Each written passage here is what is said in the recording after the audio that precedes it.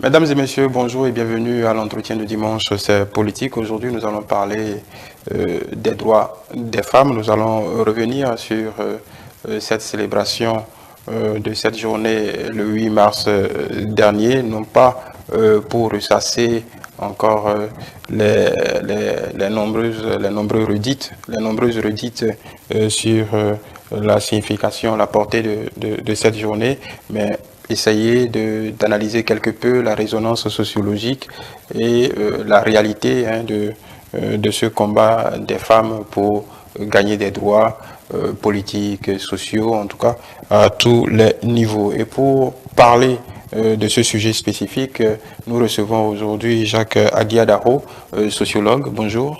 Bonjour. Comment allez-vous?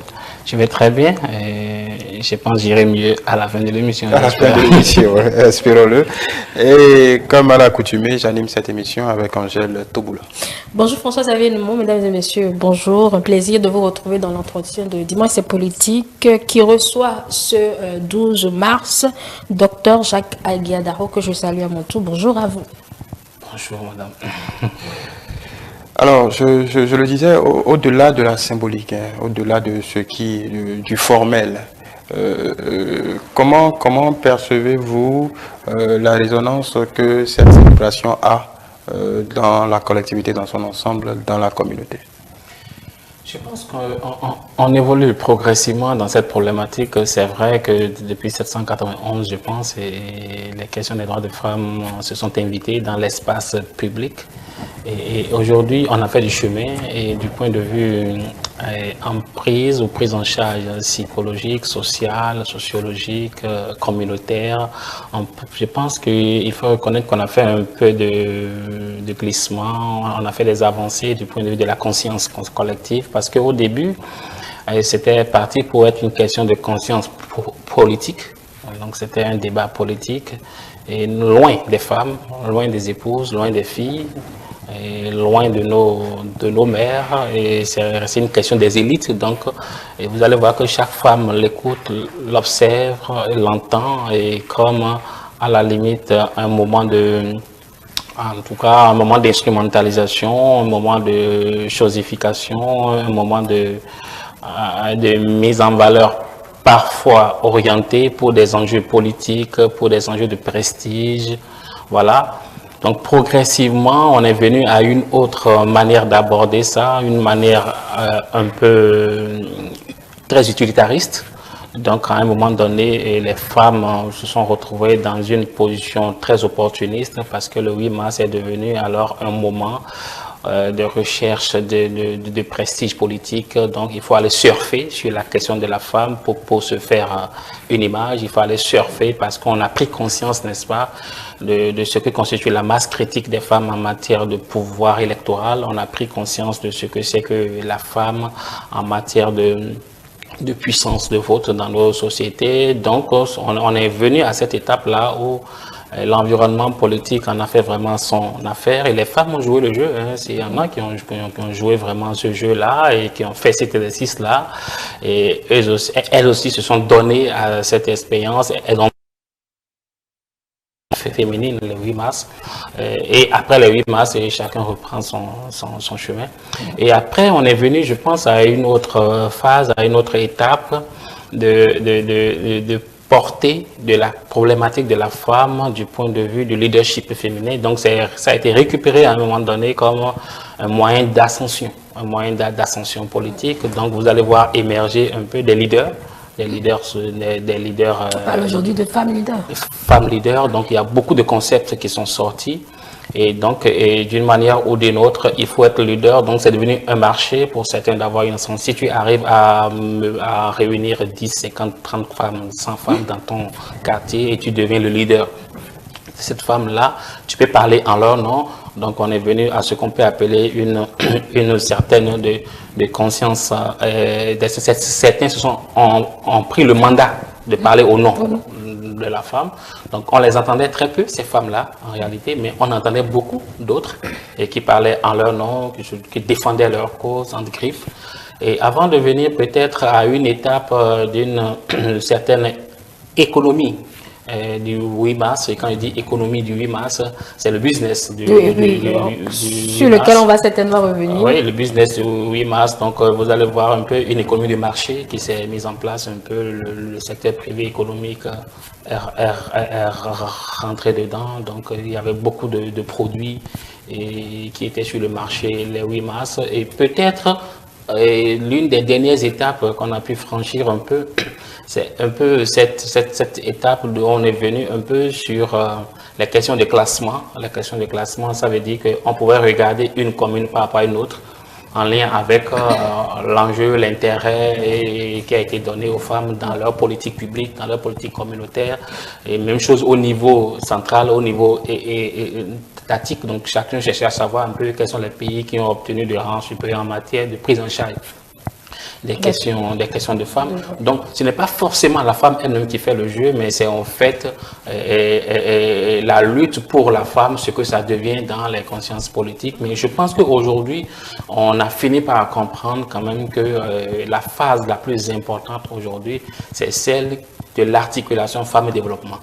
Et je pense que quand on est venu à cette phase de femmes et développement, on parle peu des étiquettes sociales, on parle peu des clichés, on parle peu de l'exploitation qu'on peut faire de la femme, mais on parle beaucoup plus de comment elle-même joue un rôle important, comment elle-même contribue et quelle action elle mène dans la question de développement. Donc, ça a été un peu pris en charge par le milieu politique, non pas en termes d'outils de recherche de crédibilité, mais en matière de levier de développement, parce qu'on sait qu'on en a plus de 52% dans la société. On sait que lorsqu'on investit sur la femme, on investit sur l'éducation des enfants, on investit sur le rapport à la dividende démographique, on investit sur et n'est-ce pas le modèle de durabilité, parce que on sait que sur le plan du développement durable, les femmes jouent un rôle important.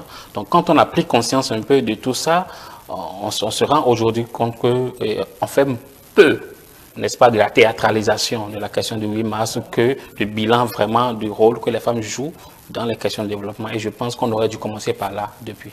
On en est arrivé, il faudrait peut-être s'en réjouir là. Oui, bon, il faut s'en réjouir. C'est vrai qu'on a perdu du temps. On a perdu du temps en applaudissant les femmes. On a perdu du temps en faisant beaucoup de poésie autour des femmes.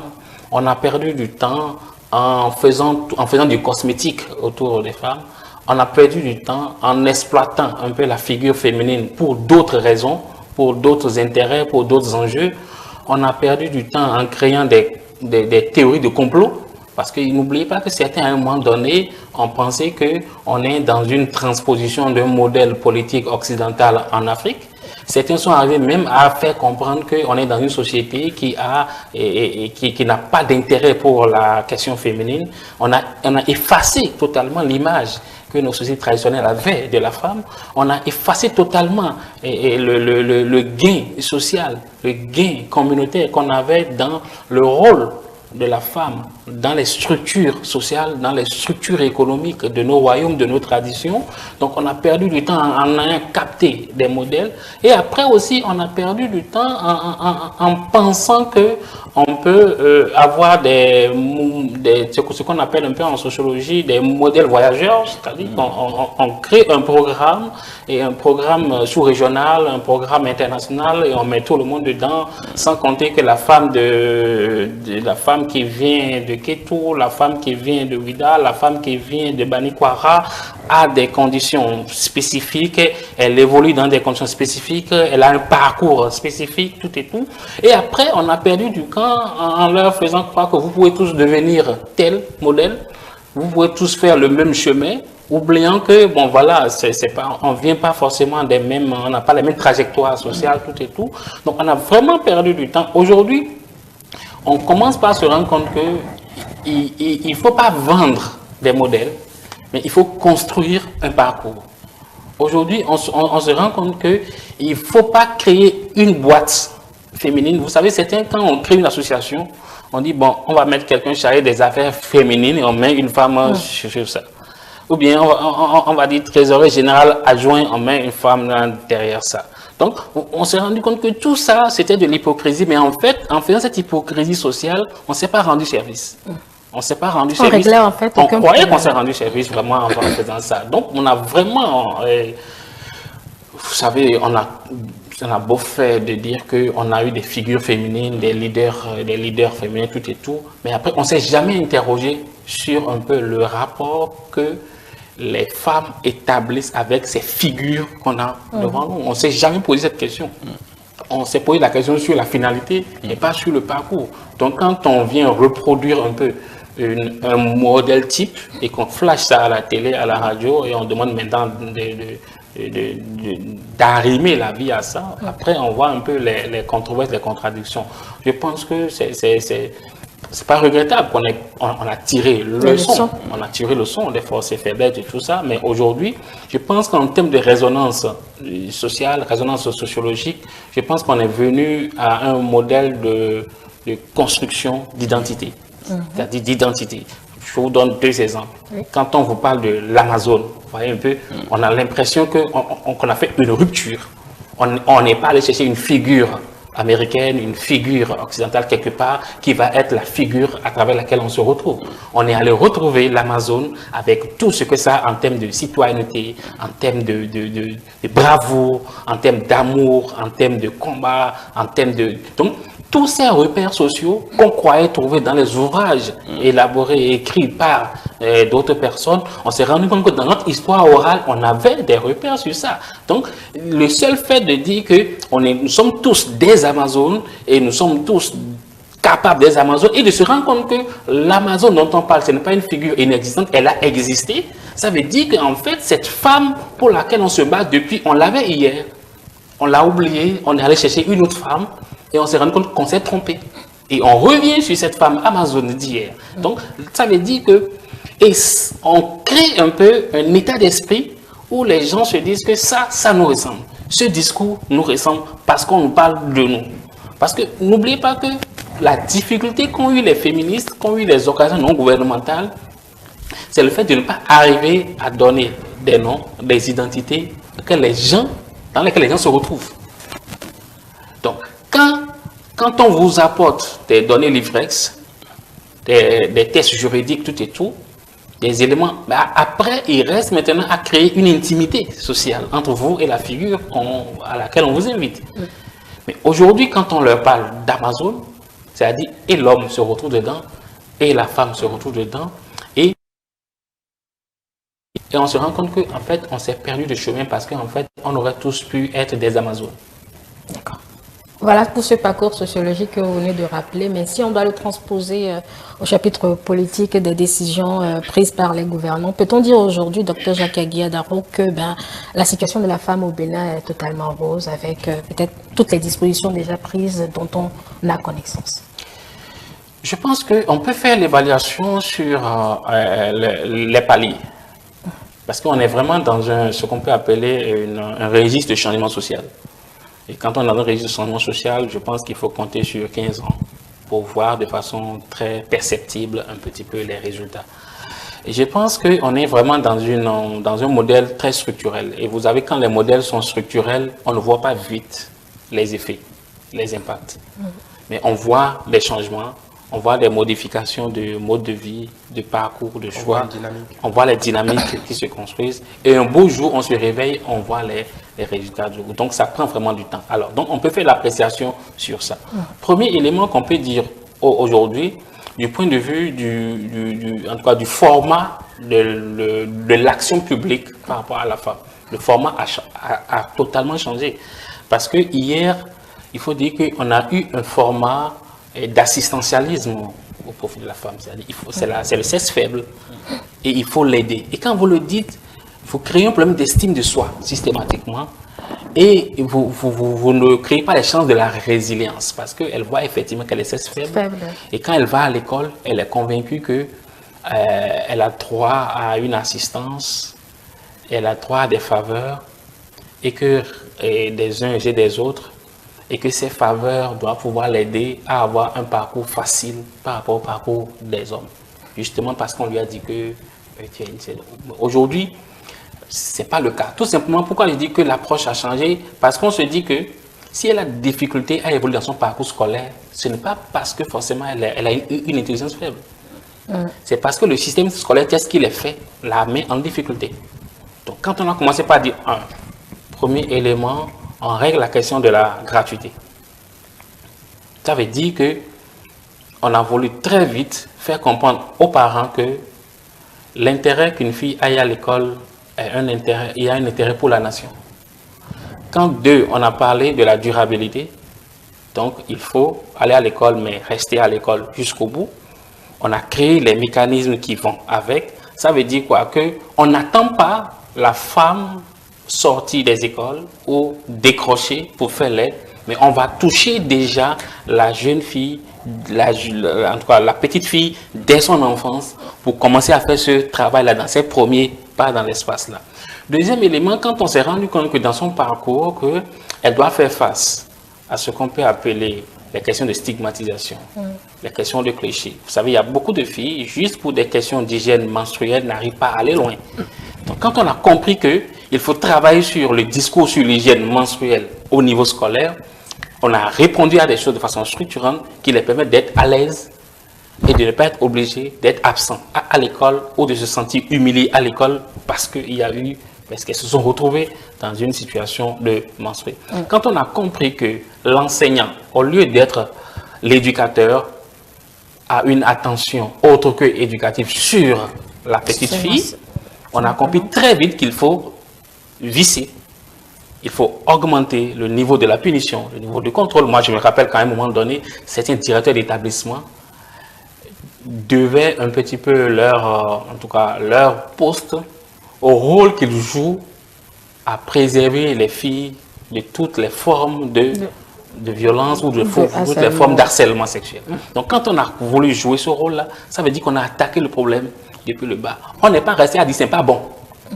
On a créé des dispositions juridiques, tout et tout. Donc, aujourd'hui, on peut dire que sur ce volet-là, le modèle a changé. Deuxième chose, où je dis que le modèle a changé, du point de vue pouvoir économique. Parce que le premier pouvoir, c'est le pouvoir d'information, le pouvoir d'éducation. Donc, il faut régler ça au plan scolaire pour qu'elle-même prenne demain le lead de la bataille. Donc, après, c'est le pouvoir économique parce que quand elle a fini un peu son parcours scolaire, il faut qu'elle puisse s'insérer. Donc, quand on commence par travailler sur le pouvoir économique, au début, c'était vu comme une affaire sociale. Mais aujourd'hui, c'est vu comme une affaire de développement. Donc, du coup, le ministère en charge du numérique sait qu'il a une responsabilité en matière d'appropriation de la question numérique pour les femmes. Dans la preuve, cette année, c'est le grand débat. Le ministère en charge de l'agriculture connaît un peu les chiffres en matière de taux de présence des femmes dans l'activité agricole. Donc, tous les projets ont commencé à avoir une discrimination positive envers la femme. Ça veut dire qu'on a changé un peu le modèle. Aujourd'hui, on sait que les centres de promotion sociale ne travaillent plus de la même manière. Le modèle a complètement changé, l'approche a changé.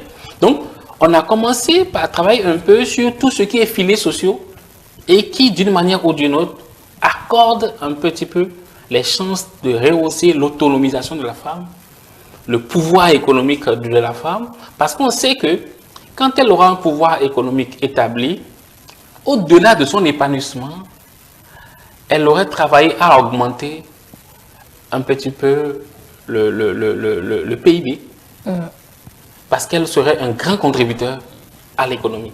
Et parce qu'elle est un grand contributeur à l'économie, elle voit un petit peu son intérêt, son existence, l'importance de ce qu'elle est. Après, c'est la question, effectivement, du droit politique.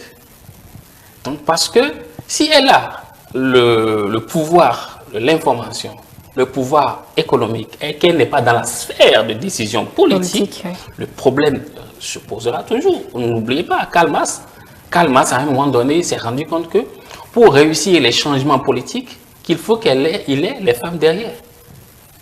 Et il n'a pas hésité à montrer que la domination du bourgeois sur le prolétaire, donc du patron sur les ouvriers, est la photographie de la domination sur l'homme par rapport à la femme dans le foyer.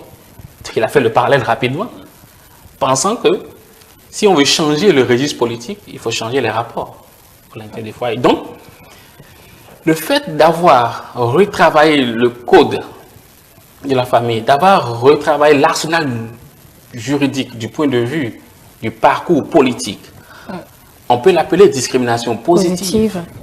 On peut l'appeler une mesure politique, mais d'une manière ou d'une autre, ça lance un signal sur la représentativité des femmes dans les sphères de décision.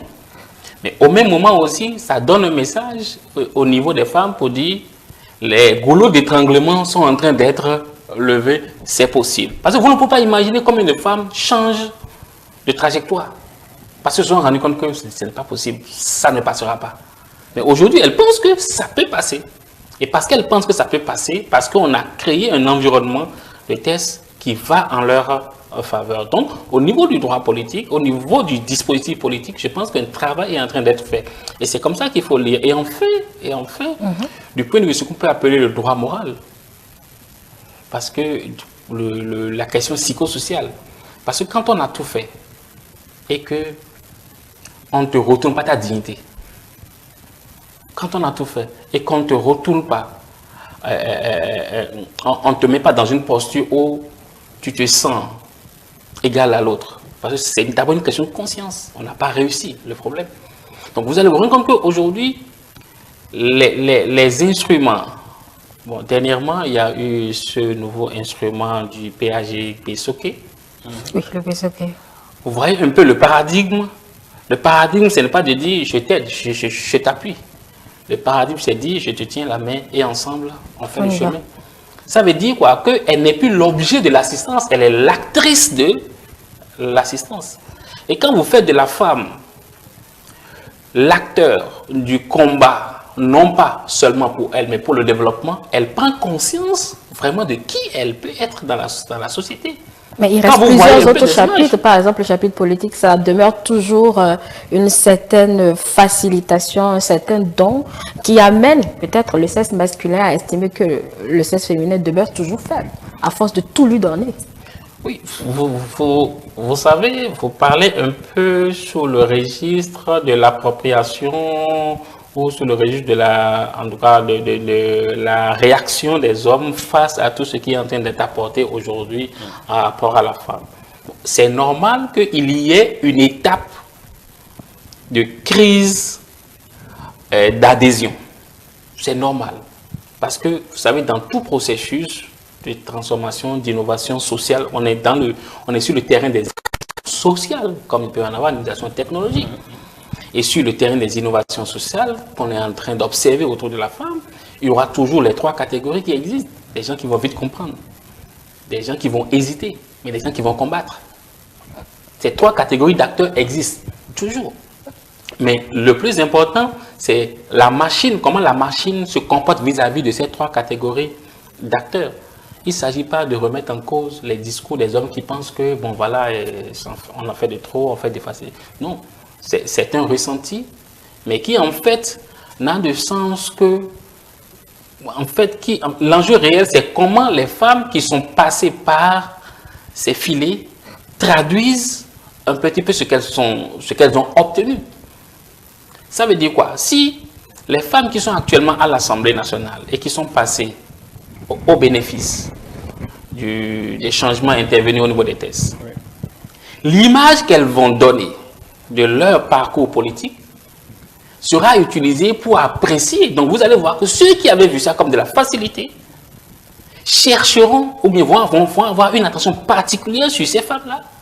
Et quand ils se rendront compte que, en fait, nous avions connu une économie sociale très dynamique aujourd'hui, grâce à ces femmes de 2023, nous avions connu un modèle de régulation de vie de couple, vie de foyer très avancé grâce au nombre de tests que ces femmes-là ont aidé à implémenter. Nous avions obtenu un leadership, une dynamique de leadership très importante dans nos familles, dans nos écoles, dans nos églises, grâce à la dynamique impulsée par ces femmes-là, diront qu'on a tort d'avoir été réticents à ça. Donc, les premiers bénéficiaires griffes de ces mesures ont entre elles les moyens du procès qu'on fera, du chemin qu'on est en train de faire. Et c'est pour ça que quand on est dans une étape de transition, il faut beaucoup faire attention à ceux qui sont les porteurs de la transition. Voilà, je veux revenir un peu sur cette vision utilitariste de cette question des droits des femmes, parce qu'il y a, je me dis, cette ingénierie sociale qui se déploie n'est pas d'abord dans l'intérêt, on va dire, du personnel masculin, en tout cas du personnel politique masculin. On parlait en tout cas, de ce corpus électoral potentiellement à disposition. On a en tête la part que représentent les femmes dans la société. Alors, tous les changements, est-ce que tous les changements qui sont implémentés, en tout cas au niveau des politiques, échappent à cette analyse, à cette vision très utilitariste de la société? C'est-à-dire que plus de femmes à l'école, évidemment, c'est pour leur éducation, mais c'est pour contribuer in fine aussi à leur part, dupliquer un peu leur part dans le processus de développement, dans le processus de création de richesse, et ainsi de suite. On peut dupliquer les exemples au gré des actions qui sont menées. Quel est le curseur que le politique brandit au moment de la prise de cette décision? Oui, je pense que les politiques sont là pour donner une impulsion. Parce que quelle que soit la volonté que vous avez en tant qu'acteur de la presse, en tant qu'acteur associatif, quand vous n'avez pas une volonté politique qui vous accompagne, ce n'est pas possible. Donc, il ne faut pas perdre de vue que la dynamique politique qu'on observe depuis 2016 était peut-être le foyer d'animation qui manquait, ou bien le condiment qui manquait à la sauce. Parce que n'oubliez pas qu'on a eu vraiment cette tendance militantiste pour la cause féminine, qui a fait son combat et qui après n'a pas produit forcément tous les résultats qu'on veut. Vous savez, après on a eu vraiment en tout cas, certains de vos confrères en ont fait vraiment leur cheval de bataille.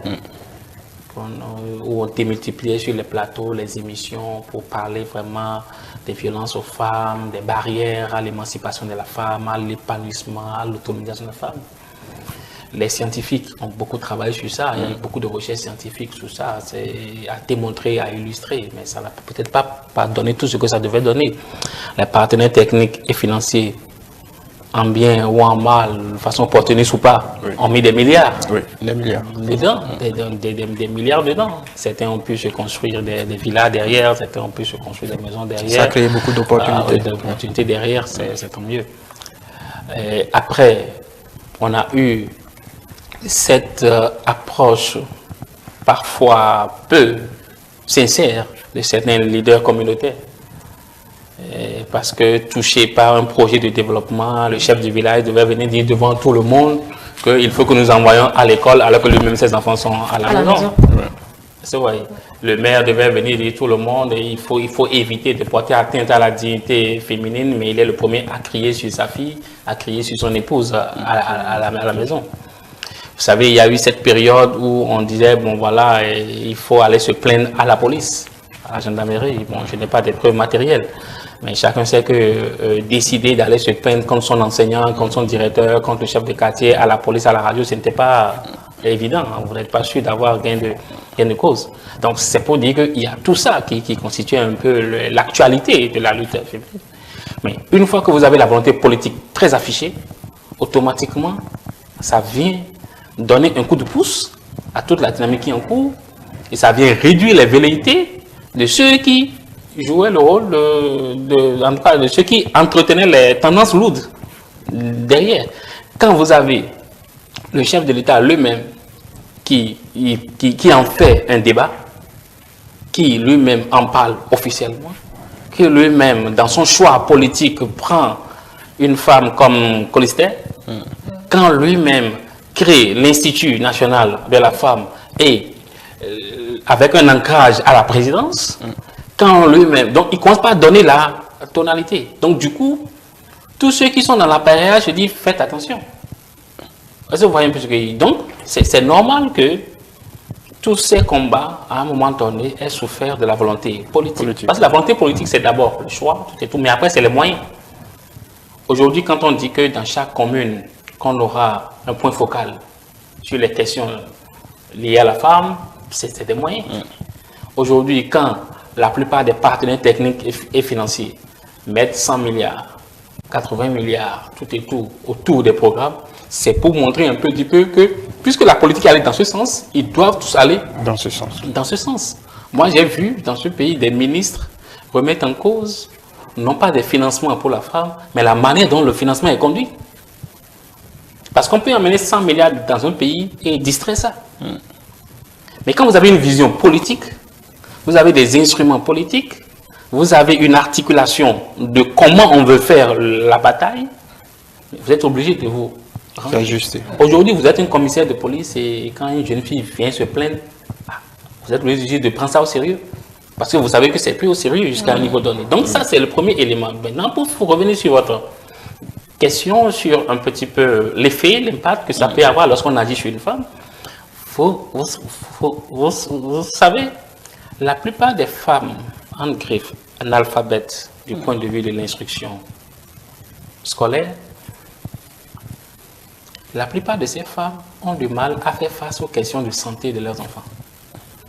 Parce qu'elles ne peuvent pas interpréter l'ordonnance médicale, elles ne peuvent pas faire du dialogue avec le médecin, elles ne peuvent pas comprendre telle ou telle chose, alors qu'on sait que l'enfant est beaucoup plus dans ses rouages que dans le rouage du mari. Ça, c'est un premier élément important. Ça veut dire que si vous investissez sur la femme, vous investissez en même temps sur les questions de santé et du garçon et de la fille, donc de la stabilité du foyer. De la même manière, quand vous investissez sur un peu des filières, on parle aujourd'hui des filières d'agriculture, l'agro-business, la mécanique, les régies techniques et autres, qui en temps sont vus comme des métiers d'hommes, métiers masculins. Quand vous investissez, quand vous ouvrez un peu de la chance aux femmes de rentrer dans ça, mais en fait, le problème que vous réglez, ce n'est pas seulement le problème de la femme. Parce que tout le monde sait que notre agriculture est restée tellement familiale. Oui. Tout le monde sait que notre agriculture est restée dans des exploitations très précaires. Tout le monde sait qu'on a eu du mal à aller à la mécanisation de l'agriculture. On en est encore aujourd'hui à faire le combat. Tout le monde sait que si nous avons une croissance au plan de l'agriculture, nous pouvons rapidement augmenter notre pouvoir d'achat. Oui. Mais tout le monde sait que quand vous rentrez dans le milieu rural, quand vous prenez 100 personnes, il y a 75 femmes qui sont dans l'activité agricole. Donc quand vous professionnalisez le parcours de ces femmes dans ces filières données, c'est que vous réglez en même temps, vous boostez un peu l'économie que peut avoir ces secteurs-là pour la nation. Donc vous réglez encore notre problème.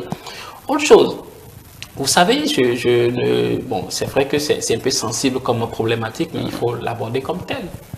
Vous savez, quand vous avez un foyer qui est déséquilibré, qui est déstabilisé, qui est en pleine crise tout le temps, vous pouvez être le major de votre promotion, vous n'aurez pas de succès professionnel.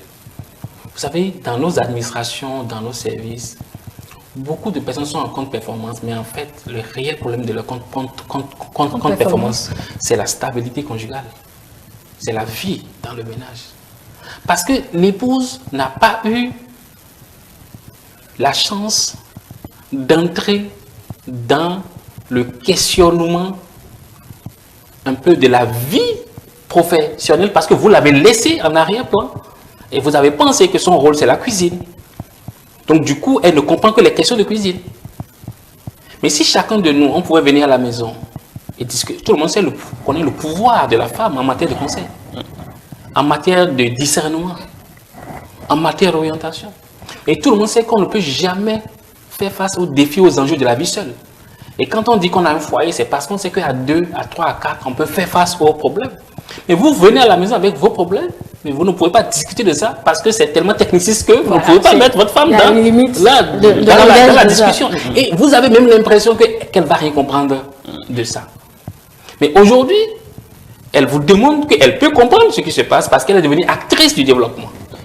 Donc, quand vous travaillez à remonter un petit peu le niveau d'implication de la femme dans la vie active, dans la vie sociale, dans la vie politique, c'est que vous permettez au couple d'avoir un renfort pour mieux faire face aux challenges de la communauté, aux challenges de la vie. Vous donnez un très bel exemple, hein, docteur Aguiadaro, mais est-ce que justement ces efforts-là ne sont pas un peu limités, je vais dire, dans la métropole? Est-ce que les milieux ruraux sont réellement impactés par ce que vous dites là? Parce que ça demeure dans les milieux ruraux. Et je veux compléter la question.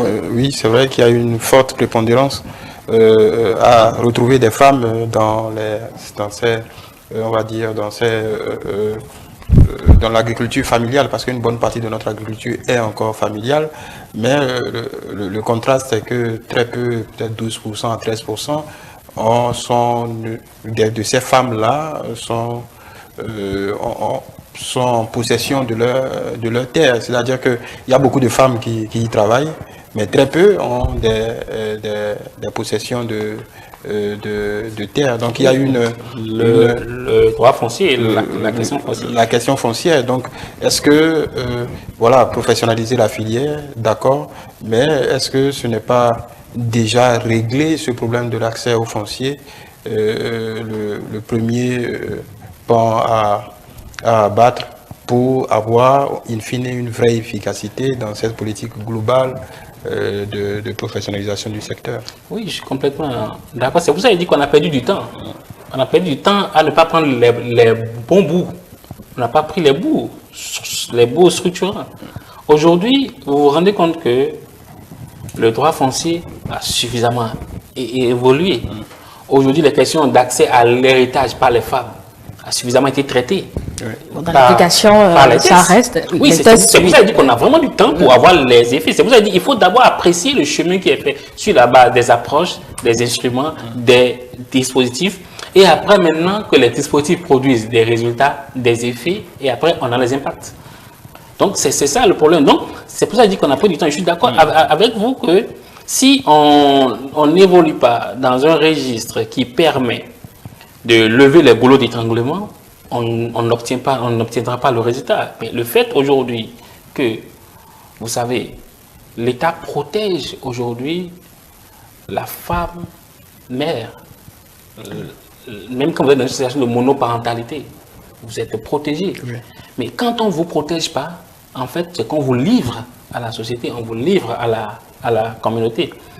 Aujourd'hui, quand on dit que tu n'as pas accès à l'héritage, tout et tout, mais aujourd'hui, vous voyez que les nouvelles dispositions qui régissent un peu le droit foncier ont suffisamment réglé les questions d'égalité. Donc ces choses-là sont des choses très sensibles qu'il faut régler, non pas seulement par les tests, mais dans une approche systémique.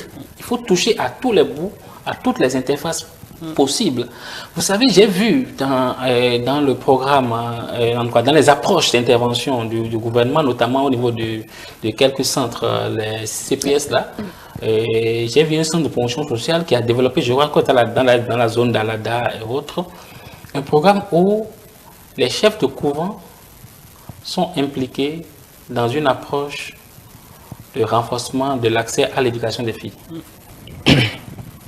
Contrairement à une approche où on leur disait ce que vous faites n'est pas bon, ce que vous faites est mauvais. On travaille avec eux à régler le problème, mais au même moment, on les mettait devant les tests. Aujourd'hui, lorsque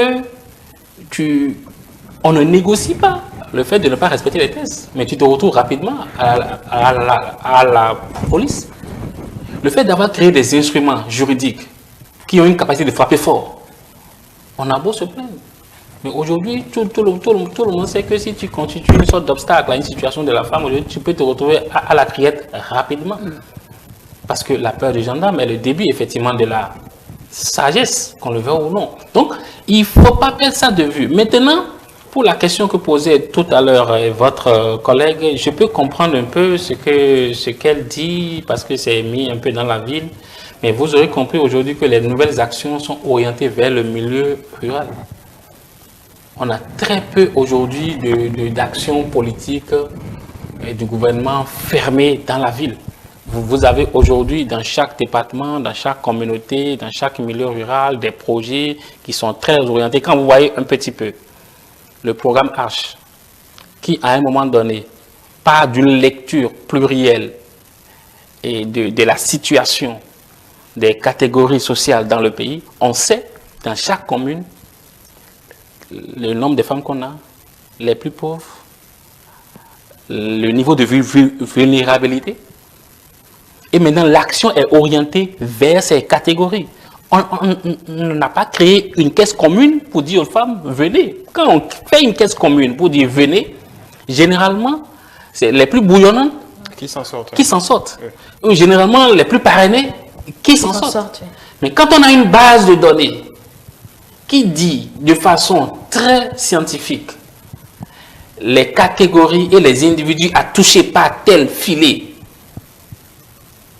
Aujourd'hui, tous les filets sociaux ont une base de données sur laquelle ils travaillent.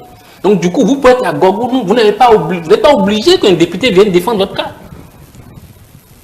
Parce qu'on connaît le nombre de femmes en situation de vulnérabilité à Gogounou. Oui.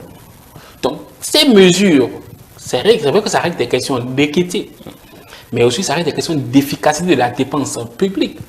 Parce que n'oubliez pas qu'un pays qui investit une bonne partie de ses ressources dans l'agriculture, dans le tourisme, et qui ne touche pas les bonnes cibles, c'est qui le rôle la pète. Et n'oubliez pas un peu le point de départ de l'action gouvernementale. C'est la transformation de la structure économique. Et on sait que notre structure économique est fortement portée par les femmes. Mais vous ne pouvez pas transformer cette structure économique si vous ne transformez pas la vie de la femme. Deuxième élément, tout le monde sait que il y a ce qu'on appelle en analyse prospective des variables d'influence.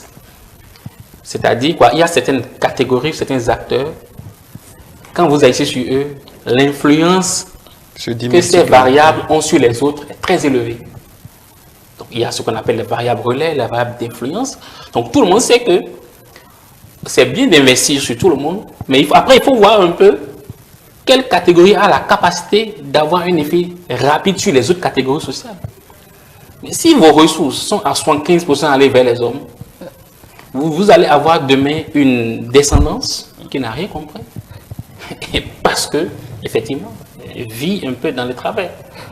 Aujourd'hui, on a beau se plaindre un petit peu des questions de déviance sociale, tout et tout, c'est parce qu'on a des structures familiales faibles. On a beau se plaindre aujourd'hui en tout cas, du civisme, de la capacité du Béninois à porter les enjeux de développement, c'est parce qu'il n'a jamais été éduqué à porter le développement. Quand vous excluez la femme de la question du développement et vous lui confiez l'éducation de l'enfant, et demain vous voulez que l'enfant soit un acteur de développement, vous avez dit raté la piste. Donc c'est pour ça que je dis qu'il y a vraiment un changement de paradigme aujourd'hui qui peut-être prend appui sur les comptes performances du passé, s'appuie sur les forces qu'on a actuellement, dans l'espoir de revoir les leviers et d'avoir des leviers très systémiques. Parce que le ministère des Affaires sociales aujourd'hui, vous allez voir que c'est un ministère qui est au contact du ministère de l'Éducation, ministère des Finances, de l'agriculture, au contact de l'agriculture, de la justice, du tourisme.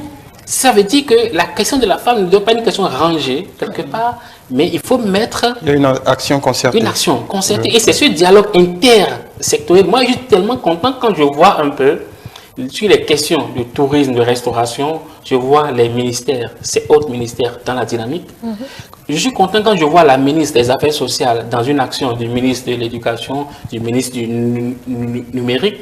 Ça montre un peu un changement de la manière de conduire la politique publique en matière de riposte de la situation de la femme. Et je pense qu'il faut espérer qu'on maintienne cette dynamique. Alors, qu'en est-il des pesanteurs sociologiques? Parce que, encore une fois, en sortant des grandes métropoles, même en périphérie de Cotonou ici, on peut se rendre compte que oui, il y a les tests, mais toutes ces actions sont sont toujours peuvent être se retrouver sous le joug de ces pesanteurs sociologiques. On parlait des questions d'héritage, d'accès à la terre. Évidemment, les tests ont été toilettés. Il y a beaucoup, les femmes sont on ne peut plus protégées dans ce type de bataille. Maintenant, il y a ces pesanteurs-là qui peuvent réfréner une bonne partie des femmes, en tout cas dans les milieux ruraux, d'avoir accès à ce qui est de leur droit. Oui, je pense que la colonisation a pris par là, et la post-colonisation a pris par là. Et vous savez, la meilleure manière de nous embarquer dans des instruments étrangers, incompatibles à nos réalités, c'était de nous démontrer qu'on est sur un terrain anti-développement. Donc on a réussi à nous faire croire qu'on a des pesanteurs sociologiques qui ne peuvent pas permettre à la femme de s'autonomiser, d'émanciper, et que pour le faire, il nous faut de nouveaux instruments. C'est pour ça que je disais à l'entame de la prise de parole qu'on a perdu du temps en croyant que la réponse était ailleurs. Oui. Donc ces pesanteurs sociologiques dont vous parlez, il n'y a problème que lorsqu'on est dans l'hypothèse qu'on a des sociétés africaines et béninoises qui voient en mal l'épanouissement de la femme. Je ne connais pas cette société. Non, pas forcément en mal. Non, je vois.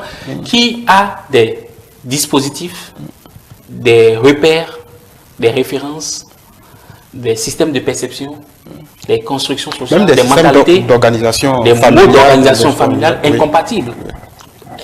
Incompatible à la marche, qui est cette marche qui est dévolue avec la femme. Alors, donc c'est ça, il dit qu'on nous a fait comprendre que c'est incompatible, ce n'est pas possible, non.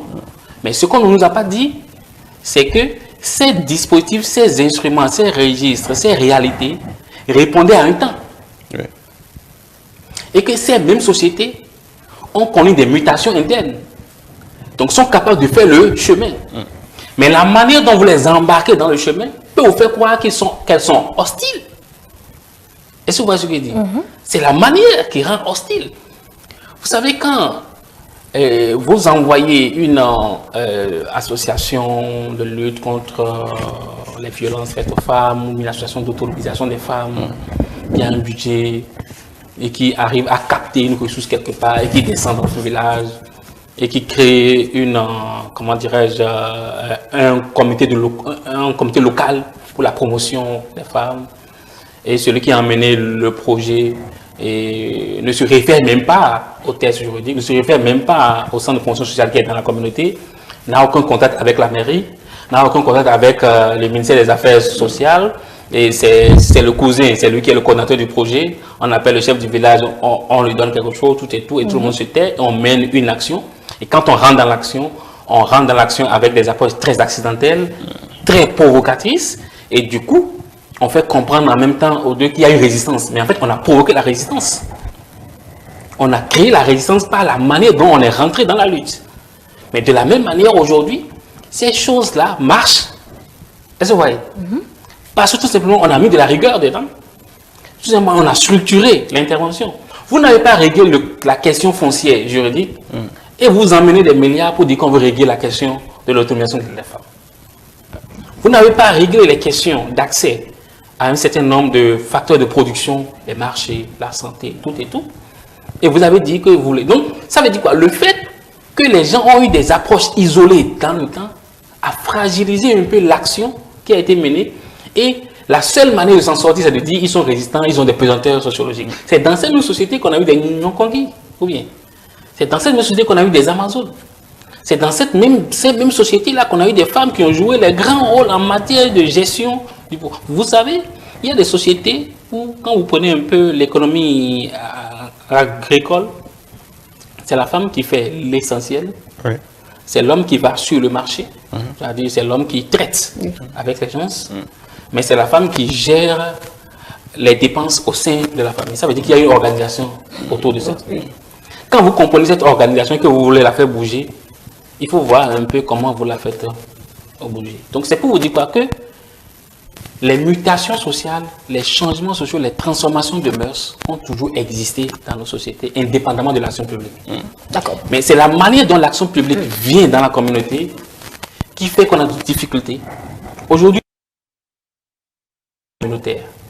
Ils vont vous dire, vos collègues en milieu communautaire, ils vont vous dire que grâce à leur action, aujourd'hui, que des gens qui avaient des refus, vous savez, les questions de vaccination aujourd'hui, vous savez, des femmes, vous avez des dignitaires religieux qui sont les premiers à faire le combat. Parce que la manière dont on leur a apporté le discours et la manière dont on les a associés à la dynamique ont permis. Donc, il ne faut jamais croire qu'on a des tendances suffisamment lourdes pour empêcher une action de valeur. Oui. Non, c'était pas le sens de la question. Mais oui. Je vais vous donner un cas pratique. Oui. On parlait des milliards tout à l'heure qui sont déversés depuis des années par les partenaires techniques et financiers. Je vais prendre un cas pratique. La contraception, sur le champ de la contraception, tout ce qui est mécanisme, dispositif, on ne peut pas dire qu'il n'y a pas eu beaucoup d'investissements en la matière, autant sur la base du budget national que par les partenaires techniques et financiers. Qu'est-ce qui explique qu'après, voilà, on va dire 10 ans, 20 ans de pénétration de ces méthodes, que le taux d'utilisation de ces moyens soit si peu, comment on va dire, soit si faible simplement.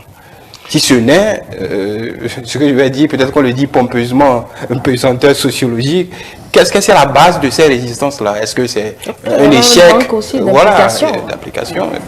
Ça, c'est un cas pratique. Oui, c'est un cas pratique et c'est un bon cas, c'est un cas important. Et actuel aussi. Actuel aussi, pourquoi pas. Et vous savez, il y a 3 cas de résistance qu'on peut observer. Il y a des gens qui résistent parce que la manière dont le projet est venu sur la santé sexuelle et reproductive ne leur plaît pas. Parce que c'est venu pour créer une alliance féminine, les hommes. Donc ils viennent, ils font une résistance. Vous présentez tel que. Oui, bon, tel que c'est présenté. Oui, mais donc, ça veut dire que c'est les hommes qui sabotent ou... Non, généralement, généralement, ce que vous voyez, je vous l'ai dit au début, que quand vous avez une innovation, vous avez des gens qui systématiquement disent non, oui. D'autres adhèrent et d'autres apprécient la situation de ceux qui ont adhéré. Oui. D'accord? Donc, quand vous voyez des figures féminines apporter ce discours dans la communauté, les gens les regardent et les gens analysent leur propre vie. Et quand on te dit que, vous savez, la dame qui coordonne ce projet-là, elle-même, son foyer est foutu. Elle-même, elle n'a même pas pu réussir à avoir un équilibre de famille. Elle n'a pas d'enfant. Elle n'a pas d'enfant, tout et tout. Quand on dit ça, c'est une manière de tuer en même temps la campagne. C'est pas un bon modèle. Donc ça, c'est des gens qui généralement utilisent ces gens de discours pour tuer. Tout simplement parce que, et le jour où tu le mets dans le projet, il change de discours. C'est-à-dire quand il a fini de dire ça, et que tu as créé un comité de gestion du projet, et qu'il est président du comité de gestion du projet, il dit à tout le monde c'est efficace. Il change de discours systématiquement. Voilà. Donc c'est ceux qui sont dans le détournement. Il y a une autre catégorie qui fait que, bon voilà, ces actions n'ont pas payé, c'est que on a fait ça pour les gens. On n'a pas fait ça avec eux. Ou bien, ils n'ont pas été eux-mêmes les acteurs. C'est ce que j'appelle un peu les modèles voyageurs. Et quand je parlais tout à l'heure de Bessoké, parce qu'il faut faire un diagnostic interne à l'échelle collective et individuelle de la personne pour voir un peu quel est le modèle de contraception dans lequel il se retrouve pour avoir l'équilibre familial, l'équilibre de la vie et les choix d'avenir. Et avoir ce qu'on peut appeler un plan collectif, un plan stratégique, un plan à l'échelle familiale, tout ça. Les projets qui ont avancé, souvent quand vous voyez ces genres de projets, à un moment donné, quand vous questionnez le maire dit que lui-même n'était pas impliqué, il ne sait pas trop de quoi il s'agit. Ou bien il est impliqué, mais politiquement. Aujourd'hui, vous avez des secrétaires exécutifs des mairies qui ont le devoir d'avoir un œil sur la manière dont les projets interviennent et la manière dont les projets sont structurés. C'est ça que j'appelle un peu les approches qui ont changé. Parce que vous ne pouvez pas réussir ces actions-là en milieu communautaire sans les collectivités locales. Mais quand vous avez des collectivités locales qui n'ont pas d'interlocuteurs, qui peuvent contribuer efficacement à ces genres de projets et qui ne sont là que pour préserver. Parce que quand le chef de village, quand le chef de culte couvent ira voir le maire pour lui dire que ce projet-là, que sa femme, depuis que sa femme est rentrée dedans et qu'elle lui refuse de lire tout, lui veut préserver les acquis électoraux. Oui. Donc du coup, il n'a pas le droit de rentrer en conflit avec le chef de couvent, les rois et autres dans la communauté. Donc automatiquement, au lieu de jouer le rôle qui est le sien, rentre dans une complicité, rentre dans une hypocrisie et ça avance. Mais quand aujourd'hui, on s'est rendu compte que la masse critique de projets qui interviennent dans les communautés n'ont pas permis de produire les résultats, le diagnostic a montré que c'est que l'administration communale, telle qu'elle est organisée, ne peut pas accompagner la dynamique. Et ça qui explique aujourd'hui la réforme de l'administration, de la gouvernance locale. Donc c'est pour dire qu'il faut que les gens puissent avoir un peu une lecture très systémique de tout ce qui est en train d'être mis en place. Je vous donne des exemples comme vous le dites. Vous voyez, il y a des milieux dans nous, je ne vais pas citer des noms de communautés, qui sont champions en projet sur la planification familiale, mais qui n'ont pas bougé en matière d'indicateurs. C'est-à-dire qu'ils reçoivent des communautés qui reçoivent. Mais parfois, vous venez avec un projet et vous allez dans l'administration communale, il n'y a pas de trace sur les projets antécédents. Ou bien celui qui était là n'est plus là. Ou bien comme ce projet est venu, le maire a remis ça à celui-là, l'autre il a remis ça à celui-là, pour que chacun ait un projet. C'est peut-être une mauvaise organisation, mauvaise gestion. Donc, c'est pour dire que notre administration locale, la gouvernance qui était là, avait vraiment une portée tellement politiste que ce n'est pas facile pour eux de dialoguer avec les détenteurs de ces foyers de résistance.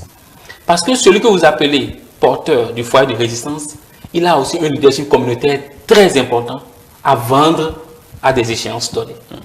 Moi j'ai un exemple peut-être qui n'a pas trait à la planification dont on parle là tout, mais toujours dans le registre de l'implication. Aujourd'hui, une forme de résistance commence à naître par rapport à toutes ces actions sociales en faveur des femmes. Je parle de ces femmes intellectuelles qui ont du mal peut-être à rester dans un foyer parce que celui avec qui elle estime qu'elle a déjà un certain niveau élevé et que les femmes intellectuelles ne sont pas pour les ménages. Déjà, voilà autant d'actions qu'on mène pour pouvoir favoriser donc la femme à un certain poste de responsabilité intellectuelle dans l'administration et tout. Mais déjà, dans le contexte social familial, elle a des difficultés à y rester. Et cette résistance, comment l'appréhender, docteur? Oui, ça rejoint un peu la question du collègue et c'est là où je voulais atterrir pour dire que une fois que le palier de la conscience politique est rentré dans la BAC, après il faut revoir un petit peu le niveau d'adhésion et d'appropriation que nous avions de nos choix politiques. C'est-à-dire que ce dont vous parlez aujourd'hui sur les figures féminines et tout ce qui est dit contre les figures féminines, en fait, résulte du niveau d'appropriation que chacun de nous.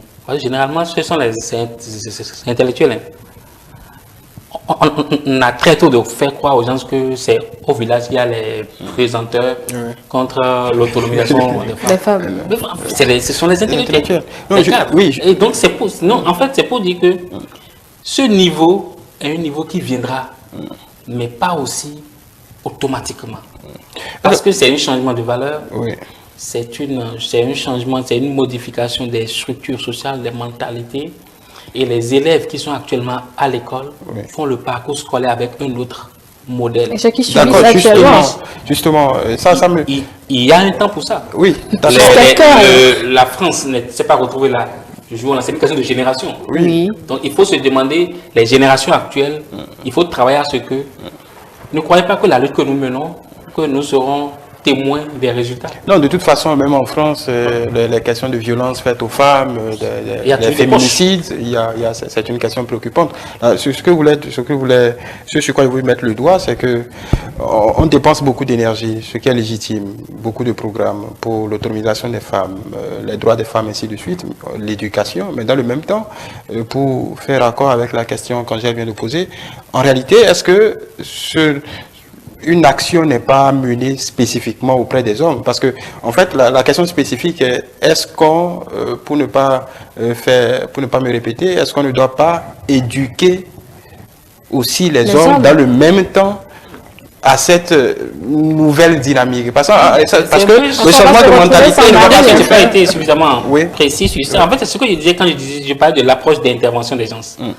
Quand vous avez une approche d'intervention qui n'est pas suffisamment articulée, structurée, vous ne prenez pas les mauvaises spots pour régler un problème et parfois plus structurant, plus complexe que les autres. Je me rappelle un peu le discours du chef de l'État lors de, je pense, la cérémonie de dévoilement de l'Amazon. Quand vous vous souvenez, vous avez vu que son appel, c'est d'abord aux hommes. D'accord? C'est une manière de dire que, à travers la figure féminine, nous sommes capables de devenir un grand pays, une grande nation. C'est pour dire quoi? Que si les luttes actuelles sur les questions de femmes ne sont pas menées sous le sceau de la nation, on n'aura jamais les résultats. Et quand je parle de sceau de la nation, je parle de tous les corps constitués et je parle de toutes les catégories sociales, hommes et femmes. Parce qu'il n'y a pas un temps pour régler la question des femmes et un temps pour régler la question des hommes.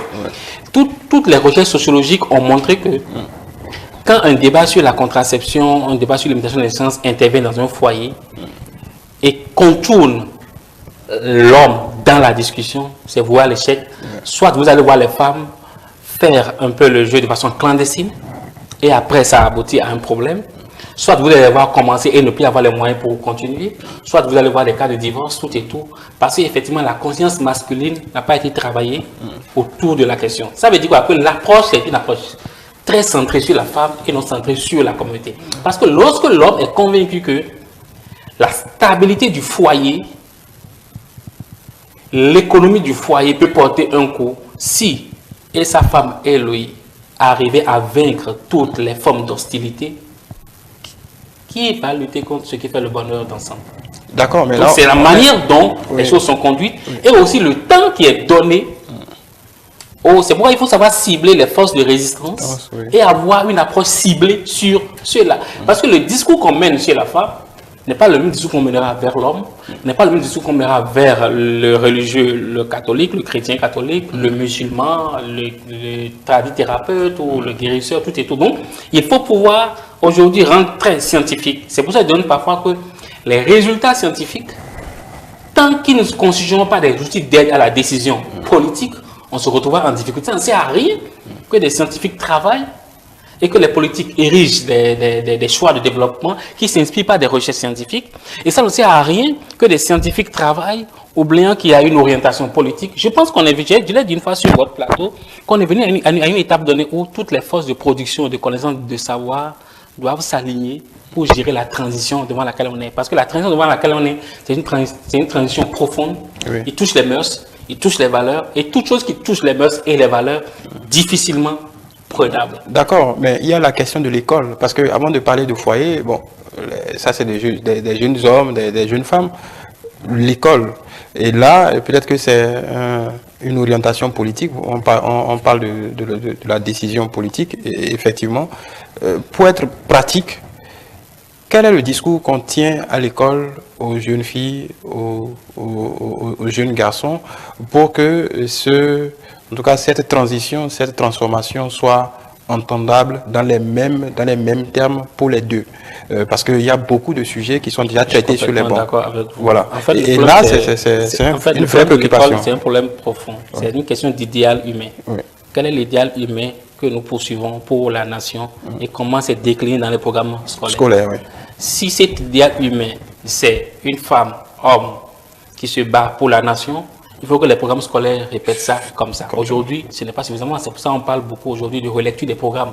Parce qu'on sait que les programmes actuels ne sont pas centrés un peu sur cet idéal humain que nous voulons pour la nation. De la même manière, aujourd'hui, quand vous avez des enseignants à l'école et que le parcours qu'ils ont pris pour devenir enseignants, c'est juste sur les capacités scientifiques, les capacités intellectuelles et non sur la capacité morale, mais c'est faussé. Parce que l'enseignant, c'est un éducateur. Donc, quand l'élève a un enseignant devant lui, il a le complet à la limite devant lui. Mais malheureusement, le parcours qui permet de devenir un enseignant aujourd'hui, c'est trop académique, c'est trop diplômante. Donc, du coup, il n'y a pas forcément un niveau de filtre pour savoir qu'il est capable de transmettre des valeurs à l'élève ou à l'écolier qu'il a devant lui. Moi, je sais que parfois, dans mes enseignements, quand je commence en licence, je pose toujours la question un peu des trajectoires féminines au début du cours et à la fin du cours. Et je sais que parfois, quand je pose la question, quand je pose la problématique, certaines filles me disent clairement, si on leur avait ça depuis le collège, elles auraient déjà fait des choix. Parce que parfois, quand vous avez une responsable fille dans un amphithéâtre, c'est difficile pour elle. Et je dis, mais si vous n'avez jamais été... Il y a une fille qui m'a dit un jour dans une salle de cours, monsieur, si je savais, j'aurais pu être responsable depuis le collège. Parce que quand je lui ai dit que si vous n'avez jamais été leader dans votre parcours académique, il se dirige d'être une femme leader demain. Mais vous avez les potentialités pour être femme leader, mais vous avez raté le temps, la période qu'il faut pour accumuler le savoir-faire. Mais elle a répondu clairement que c'est aujourd'hui qu'elle se rend compte qu'elle aurait pu être leader parce qu'au collège, elle était très aimée, tout et tout. Mais qu'elle a eu des enseignants qui, à un moment donné, ont tué en elle. Parce que quand tu es une fille à l'école, tu es trop agitée, on ne commence pas à dire que, bon voilà, cette fille-là, elle a une mœurs légère, tout et tout. Non, on a dit tout ça pour tuer en elle les talents qu'elle avait. Donc, je suis d'accord avec vous que l'école, à la limite, ne fait pas le filtre, ou bien l'école, à la limite, ne joue pas le jeu de la socialisation, mais joue le rôle de l'instruction. Alors que l'école aurait pu être vraiment un espace de socialisation, d'éducation complète, de valeurs, tout et tout. Et après, l'enseignant aurait compris que c'est pas parce qu'il est très bon en mathématiques qu'il peut enseigner. D'accord, on revoit les curriculaires, ça c'est pour peut-être les plus jeunes. Mais moi je reviens encore dans le plus âgé, c'est-à-dire... Au plus vieux. Oui, au plus vieux, puisqu'il y a beaucoup qui en suivent. Est-ce que cette politique qui est menée toujours pour pouvoir favoriser les femmes, ce discours-là ne doit pas prendre aussi à un moment donné en compte ces hommes qui se sentent quand même un peu isolés de tout ce qu'il fait. Aujourd'hui, c'est la femme qui est mise en valeur, docteur Aguilar Darrow, jusqu'à ce que les hommes commencent à réclamer une journée des hommes aussi. Est-ce qu'ils ne se sentent pas un peu en retrait de tout ce qui est fait, d'où cette grande résistance et puis tout ce qu'on constate dans la société? Vous avez parlé tout à l'heure du phénomène des foyers monoparentaux, etc. Quelle implication justement, ou quelle action pour pouvoir accompagner? Sinon, on va se retrouver avec des foyers hommes à pas et femmes à pas. Si c'est encore appelé foyer. Voilà, on ne peut plus pervers, c'est que il y a un pan de la société également, des hommes qui voient un peu tout ça comme une tentative de je ne dirais pas, je ne vais pas utiliser de gros mots, de les émasculer, en tout cas une atteinte à leur masculinité. Il y a beaucoup de choses. C'est ça, la femme a droit à tout. On revient encore à la sociologie. C'est normal, comme je vous le disais, c'est une question de transformation des structures mentales. Et quand vous avez été, vous savez, il y a ce qu'on peut appeler de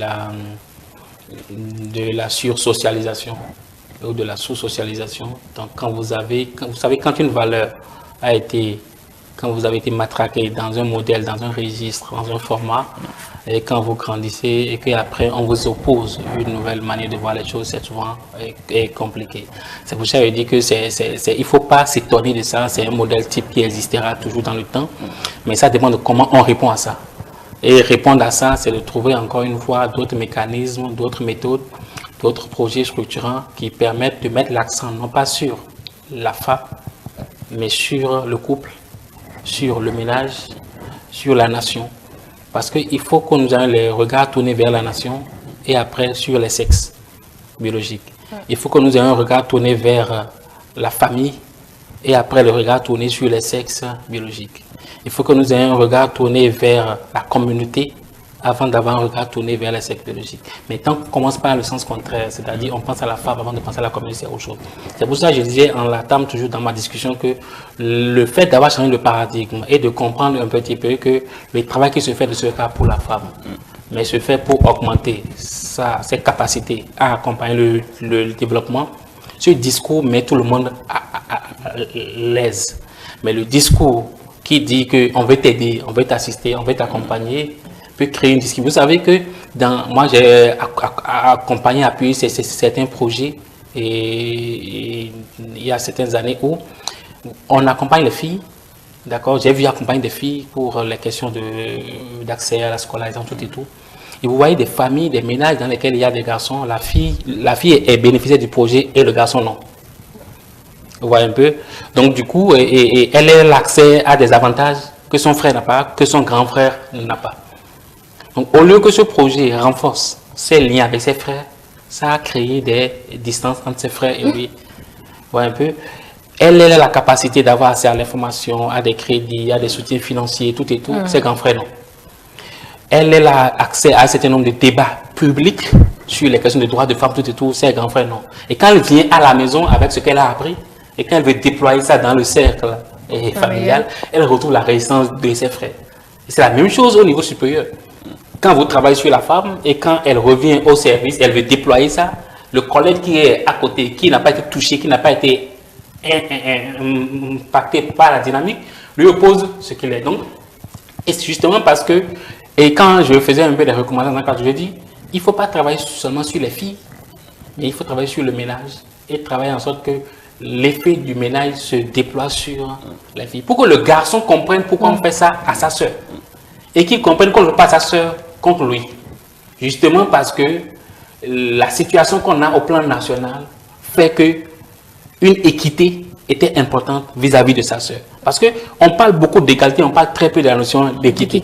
Donc il faut que le garçon puisse comprendre l'esprit du projet, l'approche de l'intervention, et qu'il sache que, de la même manière aussi, quand vous intervenez dans un foyer et que l'homme, les enfants, le beau-père, la belle-mère, le chef de village n'ont pas compris l'esprit du projet, mais voient circuler juste une liste et informer des réunions, il trouvera les moyens, pas forcément de bloquer, mais de se faire entendre. Et c'est ce qu'on appelle un peu les réponses sociales dans l'analyse sociologique. Donc, ce qu'on appelle les réponses sociales, c'est une manière pour une catégorie de démontrer qu'il n'existe pas dans votre projet et qu'il constitue un acteur à prendre en charge dans votre projet. Donc, il ne faut pas prendre ça comme des problèmes, il faut prendre ça comme des alertes sur lesquelles il faut travailler. C'est pour ça, pour finir sur le développement de ce volet-là, vous savez, un projet peut rentrer par la porte des filles et sortir par la porte de création des marchés, de la voirie, tout et tout. Parce qu'en fait, on veut intervenir sur une fille et on voit un peu les structures sociales qui sont autour, les autres problèmes qui n'ont rien à voir avec la question féminine, mais sans lesquels on ne peut pas régler la question de la femme. Et du coup, on rajoute d'autres composantes. C'est ça, j'appelais un peu l'intérêt de dire qu'on ne vous amène pas une réponse toute faite, mais on construit avec vous la réponse à l'autonomisation, à l'épanouissement de la femme. Et quand on va vouloir construire ça avec vous, la femme mettra sur la table les paramètres sans lesquels elle ne peut pas avancer.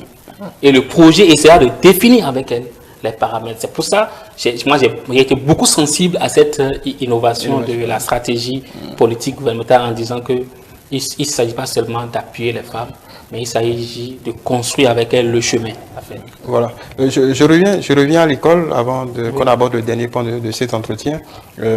Beaucoup de lois ont été prises pour protéger les femmes. Surtout, ce qui m'intéresse, ce sont les violences basées sur le genre, les violences faites aux femmes, ainsi de suite. En revenant encore à l'école une fois, est-ce qu'il n'y a pas un coche qui a été manqué? Parce que le véritable problème, je pense que les études scientifiques il y a beaucoup d'études scientifiques sur le sujet, c'est peut-être le rapport que on va dire les garçons ont sur le rapport au corps des femmes. C'est vrai que c'est très difficile de contextualiser, de conceptualiser cet enseignement-là à l'école au-delà des cours de reproduction expéditifs. On est tous passés par là. Est-ce qu'il n'y a pas un véritable travail à faire de ce côté-là? Parce qu'encore une fois, c'est une chaîne. Est-ce qu'il n'y a pas un coche, je ne dirais pas raté, ou bien est-ce qu'il n'y a pas un travail spécifique à travailler sur ce côté-là? Parce qu'on a beau prendre des lois pour réprimer, il n'en demeure pas moins que le problème peut rester intact. Parce que les violences, oui, on empêche, disons, il y a des digues qui ont été mises en place pour les enseignants, les éducateurs, ainsi de suite. Moi, je reviens au banc de l'école, filles, garçons. Est-ce qu'il n'y a pas un travail spécifique à faire pour que ce soit les discours que les parents tiennent à la maison pour, disons, mettre leurs filles sur le même pied d'égalité que les garçons, leur donner confiance, ainsi de suite, ne soient pas balayés du revers de la main, parce qu'à l'école, en réalité, on reste sur le technique, la reproduction, des cours de ci, des cours de ça, mais on ne construit pas en réalité, on ne protège pas en réalité ce rapport sain qui doit exister ou qu'on ne le nourrit même pas? Comment ça peut se conceptualiser? Parce que politiquement, c'est assez difficile. Non, je pense que c'est parce qu'il y a un coche qui a raté, comme vous l'avez dit, quelque chose a raté. Mais j'ai vu passer ça dans les dernières réformes éducatives, là, c'est-à-dire les questions de projet d'établissement. Aujourd'hui, dans nos établissements, il n'y a pas ce qu'on appelle un projet d'établissement. C'est-à-dire un établissement doit pouvoir avoir son projet. Il faut dire, je veux former quoi, qui, en touchant quel paramètre. Et après, doit pouvoir évaluer. Si vous êtes un établissement et que vous aurez appris qu'un de vos anciens élèves a été pris flagrant délit ou jugé fautif d'une violence, vous devez vous dire que ça veut dire que ça a mal tourné ici. Parce que tout le monde veut apprendre que tel était un ancien élève d'ici. Vous savez, quand quelqu'un est directeur de la boîte, on dit qu'il a été un ancien élève d'ici. Quand on dit que c'est un prisonnier, qu'il a violé une femme, personne ne veut dire qu'il a fait ici. Oui. Est-ce que vous voyez ce que je dis? C'est pas une bonne image. C'est pas une bonne image. Justement parce que les établissements ne se sont pas donné cette responsabilité. Ils se sont donné la responsabilité de développer, de délivrer des diplômes pour vous permettre de devenir quelque chose. Mais ils ne se sont pas donné l'obligation de former votre moralité, de vous forger votre moralité. Parce qu'ils pensent que c'est une affaire qui doit être gérée par d'autres. Je suis d'accord avec vous que les instruments de régulation, de contrôle social ne peuvent jamais réussir. Comme le dit un peu l'UNESCO, c'est dans le cœur de l'homme qu'il faut semer. C'est dans l'esprit qu'il faut semer. Et c'est le moyen éducatif qui permet de semer dans l'esprit et le cœur. Je suis complètement d'accord avec vous. Et ça, déjà, c'est dans les contacts entre les élèves, entre les étudiants, entre eux. Moi, vous voyez, un jour, je rappelle que je faisais un enseignement un peu sur les questions du corps de femme. Donc, c'était une question sur la socialisation, la codification du corps. Quand j'ai fait ça 2-3 fois et j'ai sorti ça de mes segments de cours, espérant que le système lui-même reprend ses responsabilités. Et je pense que les réformes vont nous conduire à ça. C'est-à-dire que quand vous commencez par discuter, je disais un jour lors de ces enseignements que quand vous êtes un élève, un étudiant, et que assis à côté d'une fille très bien habillée, très jolie, et que vous n'arrivez pas à vous tenir, demain, vous serez fragile devant les enjeux de la vie, les défis de la vie. Vous savez quoi? Quand vous résistez au corps de la femme, quand vous résistez à l'argent, quand vous restez au pouvoir, vous êtes capable d'être de bons leaders demain. C'est beaucoup d'éléments de résistance. Je répète, c'est-à-dire quoi? Que si vous avez un écolier que vous voulez lucide, capable d'entreprendre, capable de diriger, capable d'impacter sa société, le premier élément à lui enseigner, c'est la maîtrise de son corps. Oui. Résister ou respecter? Maîtriser. Quand il maîtrise son corps, ça veut dire quoi? Il résiste à tout choc externe, à toute chose. Quand vous ne résistez pas devant le corps féminin, vous n'êtes pas sûr de résister devant un certain nombre de choses de la vie. Vous savez, ceux qui sont lucides dans la vie et qui arrivent à ce qu'on appelle se mettre au-dessus de la mêlée, c'est ceux qui savent se mettre au-dessus de l'argent, au-dessus du sexe, au-dessus du pouvoir. Ça veut dire quoi? Si vous avez formé un étudiant dans une école d'économie où il doit devenir un leader, dans une école de sociologie où il doit pouvoir diriger un projet, un programme, et que vous ne l'avez pas appris à savoir maîtriser son corps devant tout ce qui est objet de plaisir. Parce qu'en fait, les éléments de plaisir sont des éléments, sont des outils pour mesurer votre capacité demain. Donc si le plaisir féminin, le plaisir du corps, le plaisir de l'argent, le plaisir du pouvoir prend le dessus sur vous, vous ne serez pas un bon leader demain. Donc ce que vous dites, c'est que c'est normal qu'il faut que l'enseignant voit de près comment les garçons se comportent vis-à-vis des filles. Quand le contact féminin entre les filles et les garçons se construise, dans quel esprit les garçons vivent, et d'être en mesure de récupérer les garçons et de les coacher sur ce côté immatériel de la vie. Parce que demain, ils seront des majors, mais quand il aura une secrétaire particulière très jolie, très sexy, il ne résistera pas à ça et il aura une contre-performance au service. Mais en fait, vous lui avez appris à manager, mais vous ne lui avez pas appris à gérer, à se maîtriser. C'est la même chose avec l'argent. Si à la maison, vous ne réussissez pas à éduquer votre enfant face à l'argent, c'est-à-dire vous lui remettez 500 francs et il dépense tout. Demain, quand il sera devant la gestion d'une entreprise, il va dépenser de façon désordonnée les ressources qu'il a. Si vous confiez le pouvoir à un aîné, vous dites c'est toi l'aîné de la famille, c'est toi qui dois gérer tes frères et sœurs. S'il a un abus de pouvoir, il aura un abus de pouvoir demain, quand il sera une autorité dans ça. Donc, c'est dans le parcours, c'est dans les trajectoires qu'il faut observer. C'est pour ça qu'on demande aux enseignants d'observer, de regarder, d'avoir cette proximité, pour voir un peu les éléments qui peuvent devenir des obstacles demain à l'épanouissement. Parce que beaucoup de filles vont finir par se replier sur elles-mêmes à cause du comportement de leur père garçon. Bon, encore faut-il que les enseignants soient formés à ce... Parce que ça ne s'improvise pas. C'est toute la problématique. Voilà, c'est un sujet assez intéressant, mais là, nous n'avons plus du tout du temps, mais on serait parti sans vous écouter sur cette actualité de la maîtrise de la démographie. Le chef de l'État l'a dit récemment sur une chaîne française, c'est pas la première fois, je pense bien ça fait la deuxième fois déjà. En tant que sociologue, docteur Aguiar Darrow, comment quelle réceptivité en avez-vous fait? Vous pensez que les Béninois seront assez accessibles à cette intention du chef de l'État?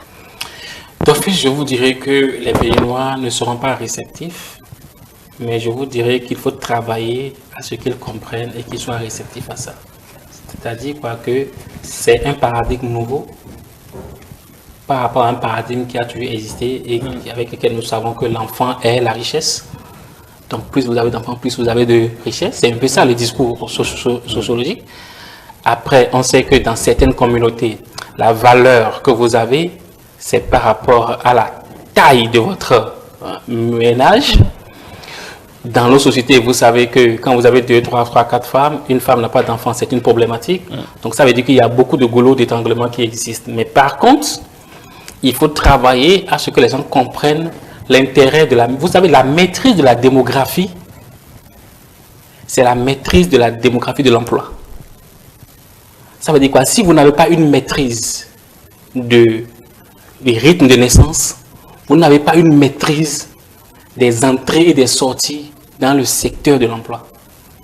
Vous n'avez pas une maîtrise des trajectoires de votre économie.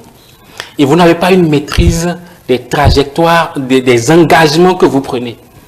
Moi, j'ai eu la chance d'avoir coordonné la stratégie de l'enseignement technique formation professionnelle. Vous savez, quand on faisait ce document, on s'est rendu compte de 3 choses essentielles. Première chose, il y a des filières dans lesquelles les femmes sont totalement absentes. Donc, il fallait avoir des mesures sociales derrière pour permettre aux femmes, des mesures discrétionnaires pour permettre aux femmes de rentrer ça. Donc, la gratuité dans l'enseignement technique pour les femmes. Mais le coût de l'enseignement technique pour une personne, c'est très élevé. Vous êtes d'accord avec moi? Oui. Le coût de la formation technique professionnelle, c'est très élevé. Deuxième paramètre, quand il faut basculer de 70% de l'enseignement général à l'enseignement technique et professionnel, ça veut dire qu'il faut que 70% arrivent à trouver un environnement de formation technique et professionnelle, donc système d'incubation, matériel d'application, tout et tout. Donc, il faut construire tout cet écosystème avec le secteur privé, avec le secteur économique. On connaît que notre secteur privé est très embryonnaire, très là, elle n'a pas la capacité de faire tout ça. Mais quand vous choisissez une vision d'aller d'ici 2030 à 70%, vous devez mesurer alors le rythme des enfants qui viennent et qui veulent faire le chemin. Donc, si vous n'avez pas le contrôle des naissances, vous ne pouvez pas aligner votre stratégie éducative à ça, parce que vous allez avoir, les parents vont définir leur rythme de naissance, et le politique va chercher à trouver les moyens pour qu'ils aient des salles de classe, pour qu'ils aient ci, pour qu'ils aient ça.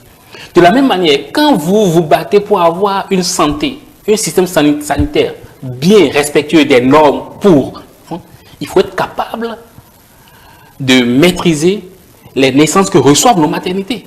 Vous savez bien avec nous qu'aujourd'hui, avec la réarticulation de la démographie sociale, certaines zones ont commencé par avoir beaucoup plus d'habitations, beaucoup plus de personnes qui vivent dedans.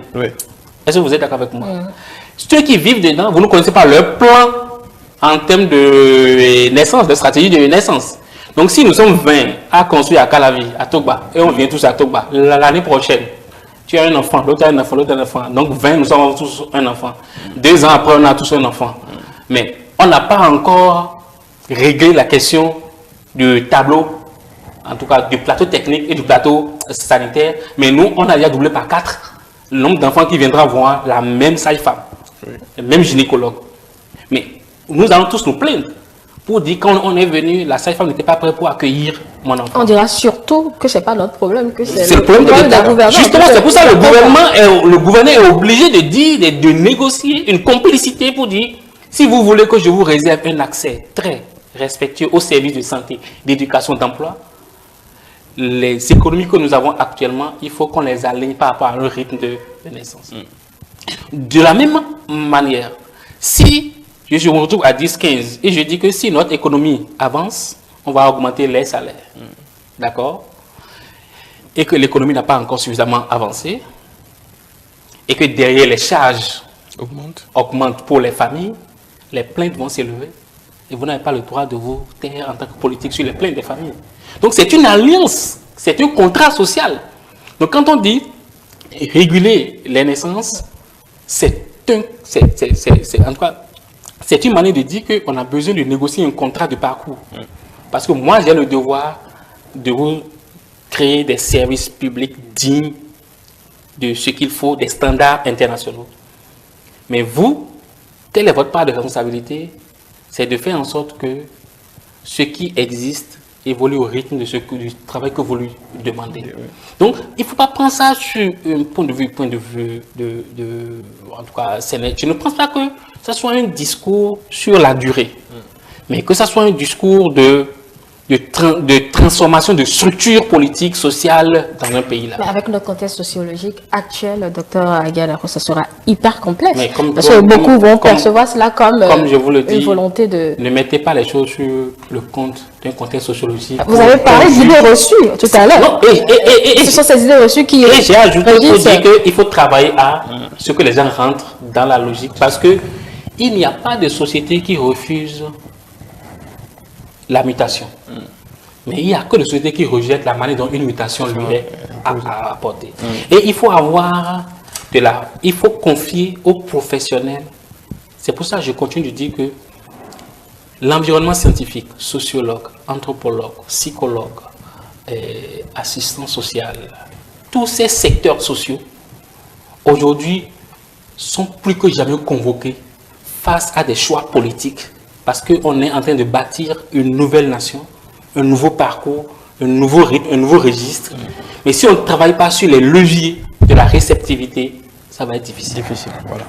On va attendre que le chef d'État décline un peu comme la matérialisation. Moi, ça ne m'a pas surpris, juste pour l'anecdote, ça ne m'a pas surpris. Je me rappelle le jour où j'ai été présenté en conseil des ministres à la stratégie de la formation technique et professionnelle. Le chef d'État avait posé une question. Bon, je sais qu'on est en direct sur les plateaux, vous êtes bien suivis. Bon, je vais me permettre d'aller au-delà.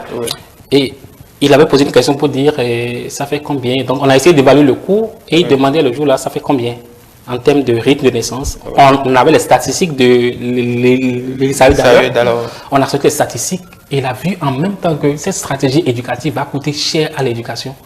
Et à côté, il y avait le ministre de la Santé. Je crois que la ministre des Affaires sociales était un peu absente. Et il les a regardés pour dire il faut que ça soit un engagement collectif. Et il disait le jour que les 70% pour la formation technique professionnelle, je veux que nous soyons tous engagés pour ça. Parce qu'il était convaincu que le défi de l'éducation a besoin de réformes dans la santé, dans les naissances, dans les autres paramètres de la vie. Donc ça ne m'a pas surpris quand j'ai entendu ça. Je dis que c'est de l'intersectorialité. Et après, comme vous le dites, on aura le temps d'avoir ça détail. Voilà, mais après, chacun doit jouer le rôle qui est le sien. Voilà. Merci beaucoup, Jacques Aguilar Darroch. Je rappelle que vous êtes sociologue. Un débat intéressant, en tout cas. On est revenu sur beaucoup de points. Bon, on est limité par le temps. Puisqu'il faut bien partir. Il faut bien s'arrêter. Voilà. Merci à vous, mesdames et messieurs. Merci de nous avoir suivis. Ainsi prend fin l'entretien de ce dimanche. On est parti. Oui. À tout à l'heure, mesdames et messieurs. Juste derrière nous, la suite, ou le reste plutôt, des plateaux de Dimanche c'est politique.